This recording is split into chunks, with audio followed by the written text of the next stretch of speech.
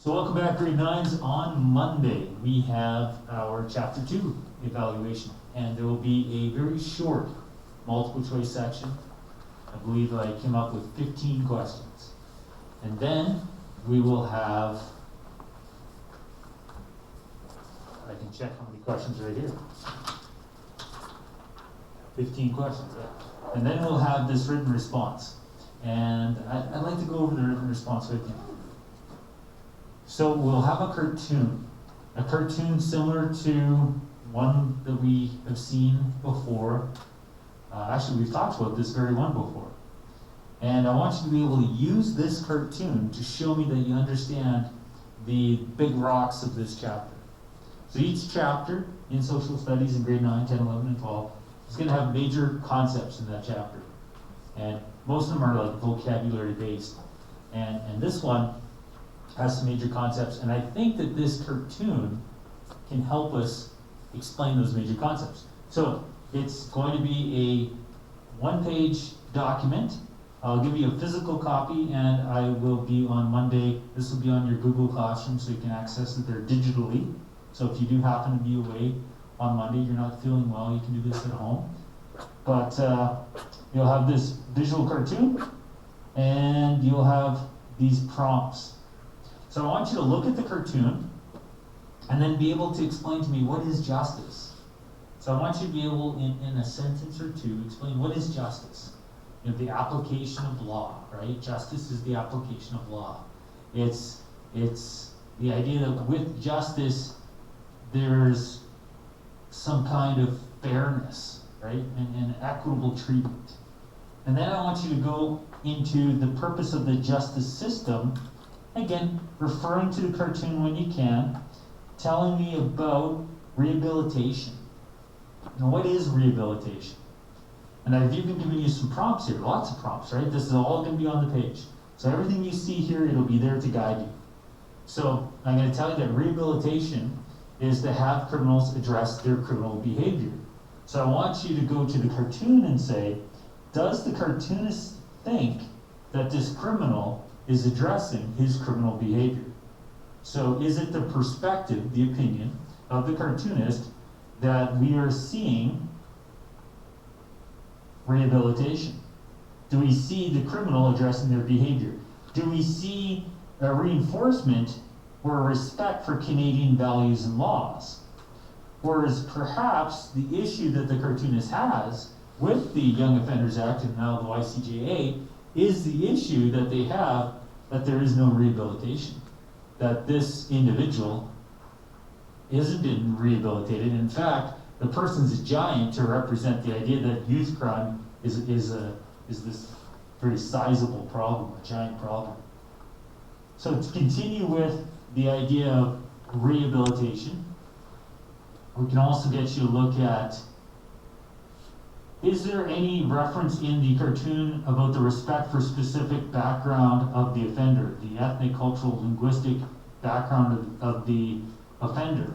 Is there any evidence within the cartoon that they've involved the family, community, and other groups to be a part of the solution and therefore rehabilitate?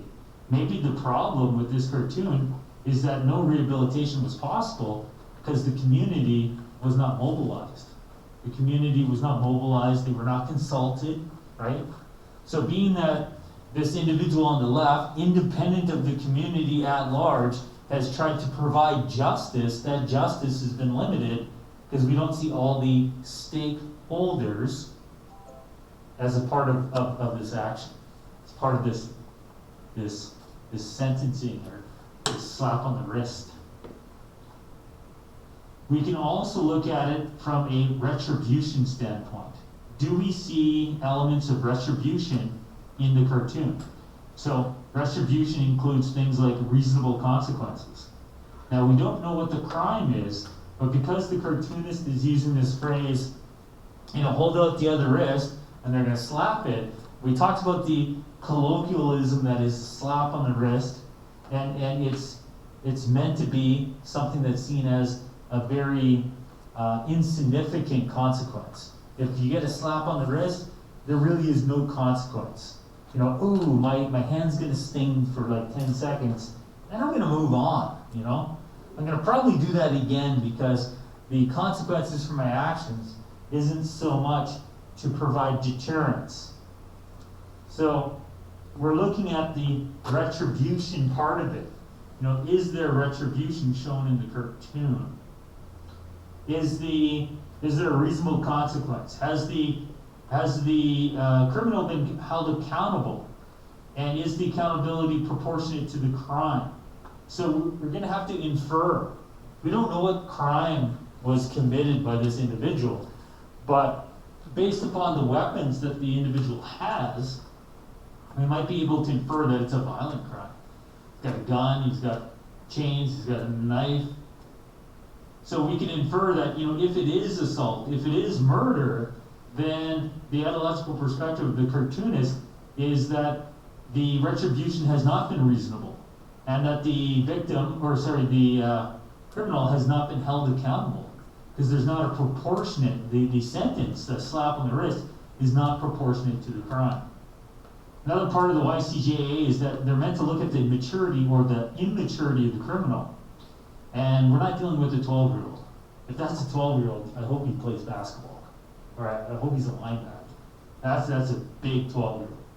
So we're also looking at the maturity or immaturity.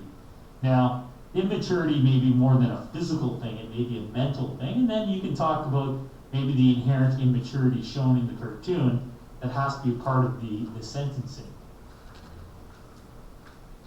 We also have an opportunity within the cartoon to look at how can the criminal help fix harm done to the community? Is there any restorative justice? So we see a slap on the wrist, but we see no reference to restorative justice there. There's no reference to the measures that will be taken for the individual, this giant of a child on the right, to restore justice to the community that they've wronged. So the ideological perspective of this cartoonist is that the YCJA is flawed because there's not enough restorative justice. Or maybe that's what's lacking, they need more of that. Also no reference to how they're going to be reintegrated into society. It appears that they're going to get a slap on the wrist and then they can run off and rejoin the rest of the group with the weapons still at hand. There's still a risk to society. You know, the threat is still there. There hasn't been a threat assessment to say that this individual has a minimal chance of reoffending. The threat is obvious, it's real and apparent, and it looks like the reintegration plan is just simply to turn them loose. So we want you to talk about reintegration as well. We want you to be able to look at that cartoon and see if there's any reference to extrajudicial measures. So we don't see anything about the person needing to apologize to someone or to seek counseling or any restitution at all. So the lack of extrajudicial measures, the lack of restorative justice, no ability from the criminal to actually go back and fix the society that they've harmed might make some people say justice is not been served here. Justice is not blind, justice is biased. They see a child and they're not actually dealing with the wrongdoing that the child has done. You can also get into deterrence.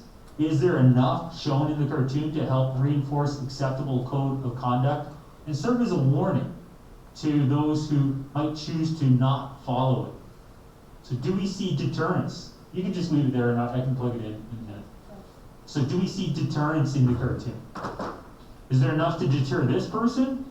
Or is the outcome here going to be so lenient that others will be motivated to say, oh man, if I'm only going to get a slap on the wrist for Grand Theft Auto, or for, you know, aggravated assault, or for armed robbery, maybe I do that stuff. What's a slap on the wrist? That's nothing. Armed robbery, I might make tens of thousands of dollars. Hide that stuff away, I'm ahead at the end of the day. So I want you to look at the concept of deterrence as seen through the cartoon. Also, we're looking at crime prevention. That's another role of the Canadian justice system, either the Canadian Criminal Code, the CCC, or the YCJA for those 12 to 17. So we're looking at crime prevention. Is there evidence within the cartoon that the actions being shown here will prevent or address the source of crime in the future? Doesn't doesn't look like it. Looks like this person is unchanged. You know, they still have the weapons, still seem to have a, an attitude that, yes, I'll take that slap on the wrist, but I don't really see the seriousness of this situation. And finally, is there a long-term protection for society being created? And this is an easy one. With the individual still being armed, society has no long-term protection. So I want you to use on Monday this cartoon. You're going to get a photocopy of this, but it's also going to be in your Google Classroom waiting for you. I want you to use the cartoon to be able to talk about these things. But when you talk about them, you can reference the cartoon. So rather than just telling me what long-term protection of society means, you can say that elements within this cartoon show that there won't be long-term protection of society because the criminal is still weaponized. They still hold their knife, their chains, and their gun. And they appear to have that same attitude, lack of respect for Canadian values that led to the initial wrongdoing. So, this is being recorded. This will be on that YouTube channel. So if over the next 3 or 4 days, including tonight, if you're like, you know what, maybe I should study for that evaluation on Monday, I don't know, maybe you could go back and look at this. Because I just went over the cartoon and I'm showing you the cartoon. I'm also showing you the steps. So on Monday, this part of the assignment should probably take an hour, to be honest with you. There's a lot here. The 15 multiple choice questions, some of you will be done in 10 minutes. It'll be like, boop. But this part might take a while. So I'm looking forward to seeing what you guys can do. We have a number of students excelling in class. We have students above 90%. We have more than a half dozen people above 80. So I have a number of people above provincial average in here. And we need to keep providing them enrichment. But I also want to make sure that those of you that have questions, please ask the questions. And also please use these online resources.